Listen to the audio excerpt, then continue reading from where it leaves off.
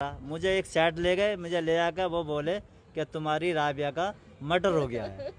मतलब सर किसने कर दिया। मैं फिर भी हिम्मत हारा रहा कि मेरी घरवाली कमज़ोर थी कि ये वहीं खत्म हो जाएगी। तो मैं हिम्मत बांधा रहा कि मट्टी तो मेरी पैरों की तरफ खिसक गई।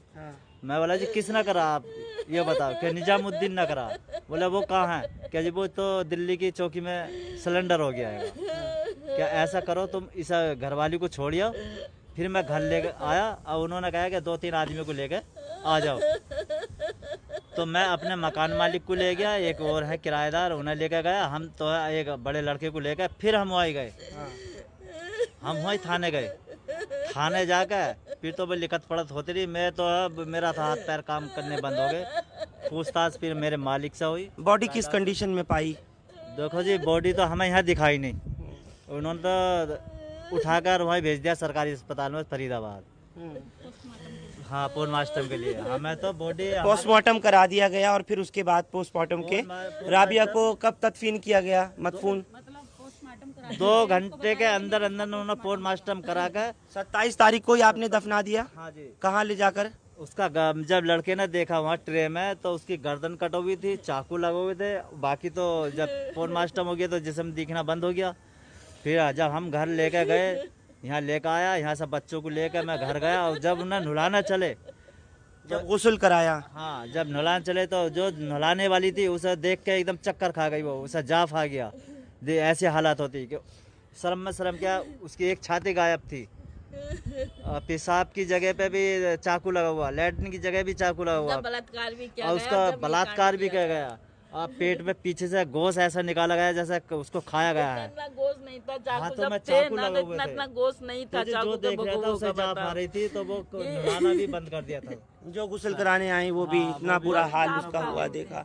देखने वाले ये कह रहे थे कि निर्भया जो वाले केस है उससे देखने वाले बिल्कुल हकीकत में कि निर्भया से भी भयानक ये मामला सामने बेटी के साथ हुआ है, कल को और बेटियों के साथ भी होगा। तो यह ऐसा क्यों हो रहा है सर?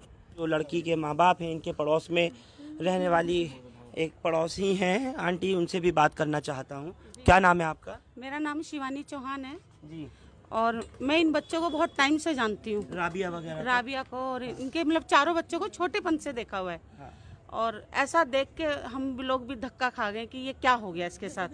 लेकिन देखो मेरा कहने का ये मतलब है कि उस बच्ची के साथ बहुत गलत हुआ है। हाँ। ऐसा होना नहीं चाहिए और एक बंदा ऐसा कोई कर नहीं सकता। इसके साथ और लोग भी इन्वॉल्व होंगे, स्टाफ होगा।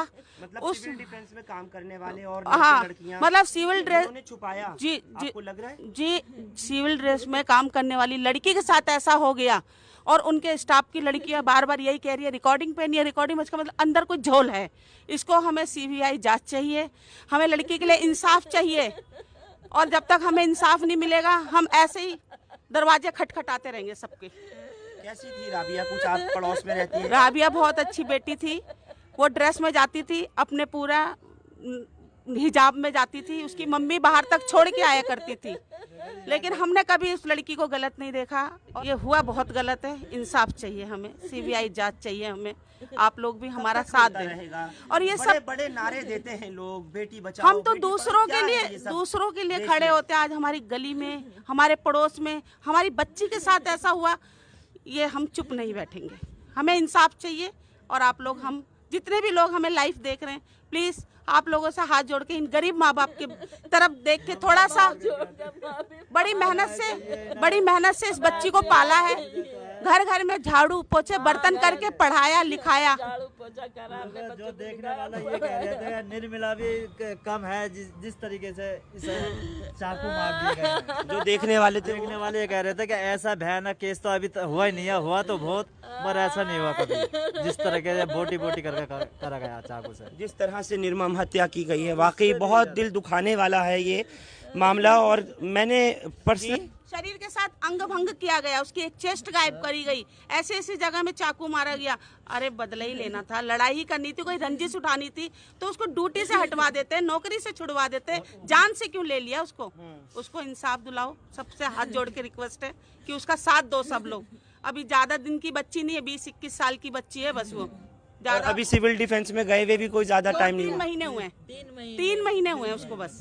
हकीकत में लफ्ज़ नहीं है मेरे पास इनके इस दर्द को व्यक्त करने के लिए, बयान करने के लिए। ये भाई है, किस तरह से अपनी बहन को याद कर कर के इस वक्त बेचैन है। जी, जिस तरह से मेरी बहन के साथ हुआ है ना, उसी तरह से सब लोग, जितने भी पूरी दिल्ली के भाई बहन माताएं देख रही हैं, सब लोग सड़कों पर आए, देश में दुनिया में देख रहे हैं, सब लोग आए और आकर मेरे मामा और मामी का साथ दें। और दूसरी बात, केजरीवाल सरकार तो बहुत बड़े वादे करती है, उन्हीं की राज्य सरकार की ये नौकरी है। बड़े अरमानों से उसको सिविल डिफेंस में बड़े अरमानों से उसने नौकरी ज्वाइन की, और ज्वाइन के बाद आज उसके साथ ऐसा हो जाता है। शायद ही देश में ऐसा मर्डर ना हुआ हो जिस तरह का राबिया के साथ हुआ है।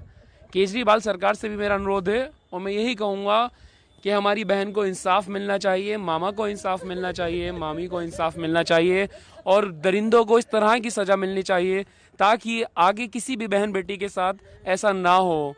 और इसके जो डीएम कार्यालय में हमारी बहन कार्यरत थी, वहाँ इनकी जो स्टाफ में लोग हैं वो भी इस पूरे मर्डर केस में इन्वॉल्व हैं, उनकी भी गंभीरता से जांच होनी चाहिए। और मेरा पूरा परिवार ये चाहता है कि सीबीआई जांच हम लोगों की पूरे केस में इसमें हमें मिलनी चाहिए। जितनी बर्बरता के साथ ये हत्या की गई है, शायद ही वो दरिंदे जानवरों से भी बदतर हैं। बिल्कुल हकीकत में वो दरिंदे जानवरों से भी